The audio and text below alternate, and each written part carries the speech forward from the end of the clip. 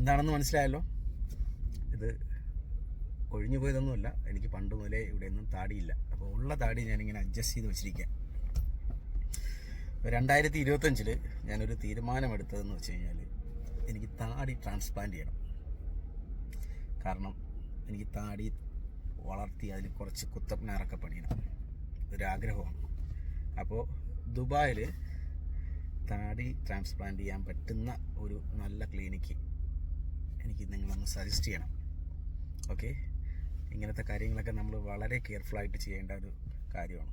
അപ്പോൾ മാത്രമല്ല, ഇത് ഞാൻ ചെയ്യുന്ന ആ പ്രോസസ്സ്, കാരണം ഇതൊരു വ്ളോഗായിട്ട് ചെയ്യാനായിട്ട് എൻ്റെ ഫസ്റ്റ് വ്ളോഗാണിത്.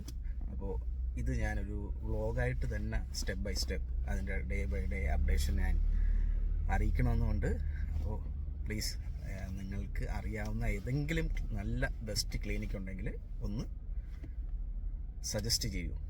ഓക്കെ.